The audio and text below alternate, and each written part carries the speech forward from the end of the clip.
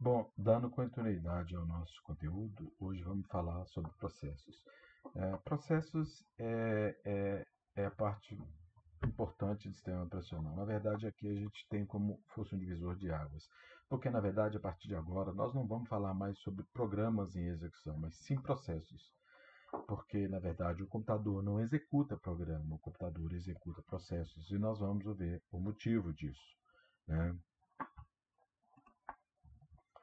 Bom, primeiro, né, nós temos que lembrar que em multiprogramação a gente tem a ideia de um falso paralelismo. Né? O que significa isso? A gente tem vários processos sendo executados em time slice, né, já viu, porém o processador é um só. Então, na verdade, para quem está do lado de fora, para o usuário comum, ele tem a ideia como se o sistema estivesse executando vários programas simultaneamente, mas na verdade ele está executando um programa de cada vez em tempo compartilhado. Né? Bom, e aí, né, falando disso, o que, que é o processo? Né? Porque, na verdade, quando um programa, ele nada mais é do que linhas de códigos, né, que são escritas numa linguagem fonte, depois compilados e são executados. Então, quando o programa executa, quando o computador executa um programa, ele está executando linhas de código.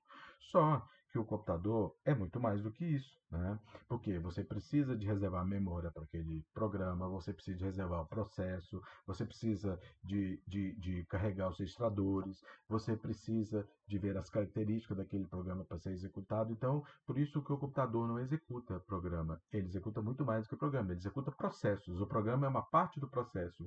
Então, o processo é todo o ambiente de execução de um programa. Né? O programa ele é passivo, linha de código. O processo ele é ativo. Né? Carrega os registradores do programa. Né? Agora, um programa ele está sempre associado a um processo. Né? Vamos ver que bacana. O usuário pede ao sistema operacional que execute um programa.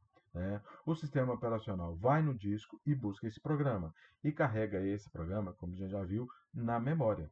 Né? Ó, esse programa é carregado na memória. A partir do momento que esse programa é carregado na memória, né, na memória de trabalho do computador, ele está pronto. Eu já disse para vocês em aulas passadas que, na verdade, o computador não trabalha com memória RAM, ele trabalha com memória virtual. Então, ele leva para a memória secundária, que é a memória em disco, e depois leva para a memória principal para ficar pronto para trabalhar. Então, é assim que um programa é executado através da criação de um processo. Né? Bom, então, como eu falei para vocês, né, como o processo é um ambiente de execução de todo o programa, né, então nós vamos ter o ambiente de execução do processo. Então, o processo ele é composto por PCB, que é o chamado contexto de um processo, que é Process Control Block, ou seja, bloco de controle do processo.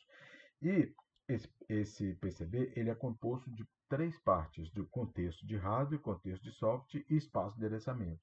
O contexto de hardware são os registradores, né, o conteúdo que vai carregar nos registradores. O contexto de hardware são coisas ligadas ao programa, à linha de código.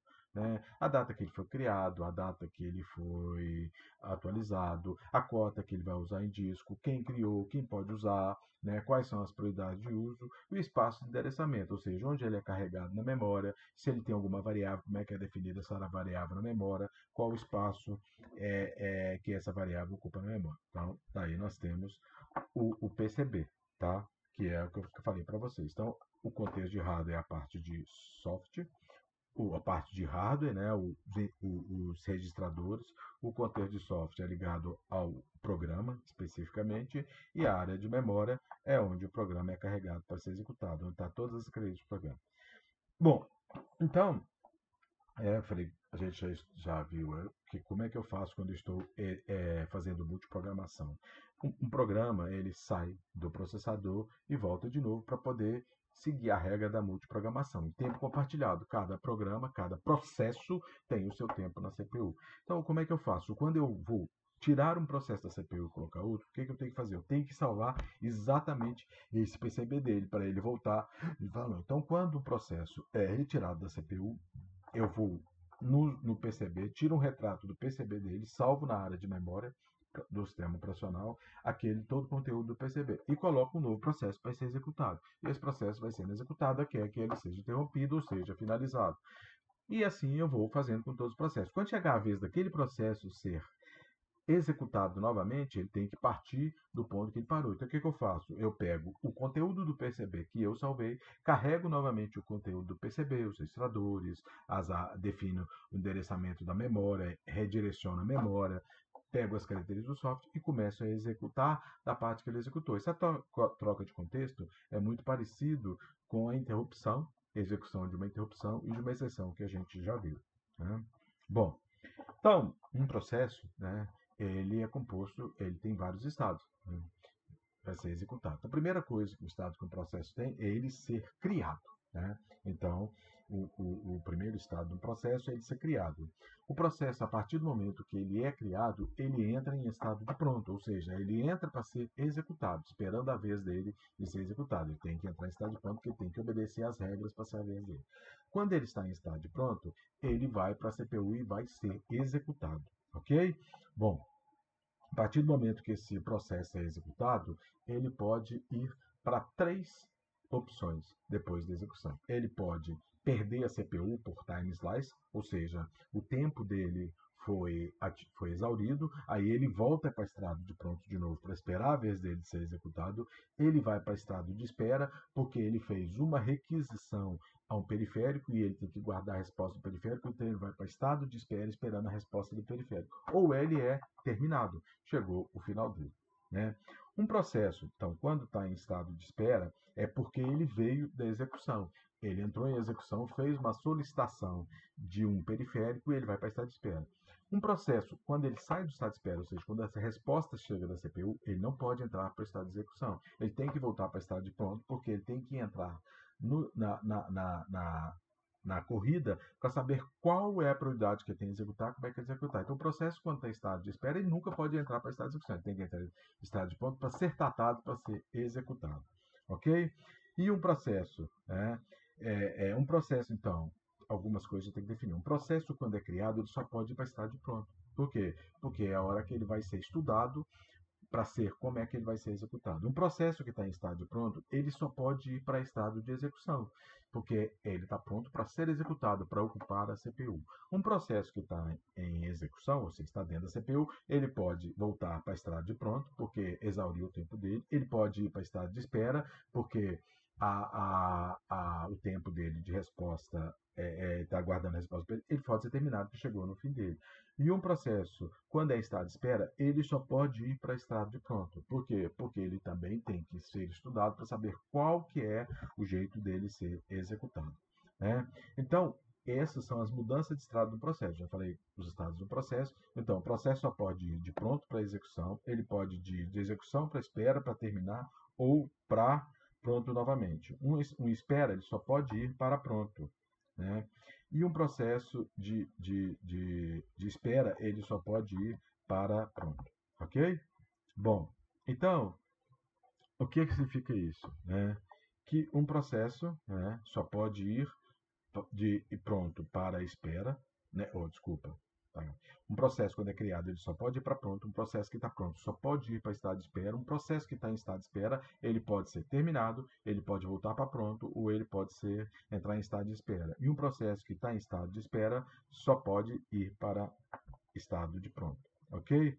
Bom, como é criar um processo? Um processo pode ser criado por diferentes razões. Né? Normalmente, um processo é criado por um logo interativo, ou seja, o usuário cria o processo.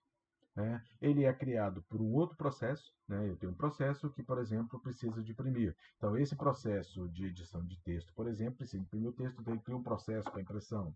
E pode ser criado por um sistema operacional. Por exemplo, antivírus. Eu estou lá com o antivírus, boto um pendrive no meu computador e o meu sistema operacional dispara o antivírus para ser executado. Então, essas são as 3 maneiras básicas de criar um processo. Ok? Agora, um processo pode ser finalizado, né, por execução normal, atingir o tempo, ele pode ser executado por um outro processo ou ele pode ser forçado por um problema que aconteceu no sistema. Por exemplo, ele ficou travado, você dá um Ctrl Alt Del, né, que isso é chamado de um sinal, ou seja, eu mando um sinal para a CPU me atender, ela para de trabalhar com aquele processo e vai me atender. Então, através desse Ctrl Alt Del, eu mando um sinal e através desse sinal eu tenho acesso àquele processo e finalizo o processo. Então, o processo pode ser terminado por 3 maneiras. Final normal, outro processo que elimina ele, ou ausência de recurso, né? Bom, então já que eu estou falando dos processos, eu tenho dois tipos básicos de processos, que são processos de CPU-bound e processos IO-bound. Qual que é a diferença básica entre esses tipos de processos? Processo CPU-bound é processo que usa mais tempo de CPU. Processo de IO-bound é processo que usa mais tempo de periférico. A ideia é que eu tenha o mais tempo de CPU possível do que de periférico. Então, o ideal seria que eu sempre tivesse processos de CPU mais que processos de IO-bound. Mas, porém, se eu não tiver processo de IO-bound, eu não tenho comunicação com o periférico. Isso foi baseado nessa filosofia de processo de IO-bound que se desenvolveu os sistemas multiprocessados. Porque enquanto a CPU está aguardando a resposta de um periférico, ou está executando a resposta de um periférico para um processo de IO-bound, ela pode liberar para que um outro processo de CPU-bound seja executado. Ok? Bom, quais são canais de criação, de comunicação do processo? Já falei que o processo pode ser criado por um logo interativo, ele pode ser criado por um outro processo, né? Então, ou pode ser criado pelo CPU. Então, o que são processos foreground? Processos foreground são processos que são executados com interação com o usuário. Processo comum, né? Processos de background são processos que são executados sem interação do usuário. Programas batch, por exemplo, né? Ele é executado sem que o usuário comanda. Então, o antivírus, por exemplo, um batch são processos background. Abrir um Word, abrir um Excel, são processos foreground, né? E, baseado nessa filosofia de processos, né, o que acontece? Quando um sistema é multiprogramado, eu coloco um processo, né, e um processo ele só é liberado da CPU quando ele é finalizado. Tá? Aí ele sai e libera a CPU. Então, para evitar com que essa filosofia de processos tome o tempo de CPU, volte que o meu sistema seja monoprocessado, se o processo for muito grande, o pessoal dividiu os processos em três categorias: processos independentes, processos subprocessos, né, e threads. O que são processos independentes? É a maneira mais simples de implementar a concorrência de sistema programável, né? Ele processos são os processos que já existiam no sistema programável. Eu vou criar um processo, vou criar o PCB dele e vou carregar o PCB dele para ser executado, e esse PCB só é retirado do sistema, né, quando o processo atinge o seu término. Né? Então, isso aí foi feito para poder aproveitar os sistemas monoprogramáveis. Nos primórdios, quando surgiram os sistemas multiprogramáveis, eu coloquei subprocessos. Por quê? Eu tenho um processo pai, e esse processo pai vai criar processos filhos. Só que em sistema multiprocessos, eu continuo respeitando que cada processo tem o seu PCB separado. Então, toda vez que eu vou executar um processo e aquele processo precisa de criar um subprocesso, ele vai criar um PCB daquele processo. E toda vez que eu for trocar subprocessos da CPU, eu tenho que trocar todo o PCB. Então, eu tenho que trocar o contexto de hardware, contexto de software e a área de memória. Então, pensa bem, se eu tenho que fazer isso, isso me leva tempo. Porque o contexto de hardware, o contexto de software, ele é o mesmo. Né? E eles são características do software. Não existe problema entre o mesmo subprocessos, o mesmo processo filho do pai, né? Porque cada processo pai vai criar o filho, porque qual que é essa filosofia de processo pai e processo filho? O processo pai, ele executa, ele prepara o ambiente de execução do processo, ele cria o PCB do processo, e depois que ele criou o PCB, que ele preparou o ambiente para essa execução, o processo pai cria o filho. O processo filho é que é responsável pela execução do processo, né? Pela condução do processo dentro da CPU. Então, quando eu dividi em subprocesso, cada processo filho vai ter o seu próprio PCB. Né? Então, toda vez que eu trocar um processo filho por um outro processo filho dentro do mesmo processo pai, também que é essa filosofia, eu não posso trocar um processo pai por um processo filho de um pai por um processo filho de outro pai dentro da CPU. Né? Toda vez que eu fizer essa troca, eu tenho que trocar o PCB. Então, isso é uma coisa que leva tempo, já que o contexto de hardware ele é o mesmo. Para que eu preciso trocar o contexto de hardware? E a área de memória é diferente, mas eu posso endereçar a área de memória, construir um sistema de gerenciamento de área de memória, de tal que eu consiga isolar a área de memória de um processo filho de outro processo filho. A única coisa que eu não posso compartilhar é o contexto de hardware. Porque o contexto de hardware é o conteúdo de registradores. É como o processo é ser executado. Então, se eu vou trocar um processo filho, dois processos filho, do mesmo processo pai, por que eu não troco só o contexto de hardware? Já que ele é a única coisa que não pode ser compartilhada. Tá? Então, foi baseado nessa filosofia que o pessoal desenvolveu o thread. O que são threads? Threads são chamados processos leves, elas são como se fossem processos, só que são pedaços do processo em que uma thread filha compartilha com outras thread filha, mesmo processo pai, tá? O contexto de hardware e a área de memória. Então, quando eu vou trocar uma thread, eu troco apenas o contexto de hardware, ok? Bom, o máximo num processo dependente, eu não compartilho nada com o outro. No processo pai e filho, em subprocesso, o máximo que eu posso compartilhar é a cota de disco, mas o conteúdo eu não posso compartilhar. Então, essa é a grande característica de processos threads, ou seja, eu vou compartilhar o espaço de endereçamento, vou compartilhar o mesmo contexto de software e apenas trocar o contexto de hardware. Então, por isso que threads são chamados de processos leves, porque é mais fácil, mais rápido eu trocar uma thread do que subprocesso e processo inteiro. Essa é a grande vantagem. Hoje, os sistemas operacionais trabalham com threads.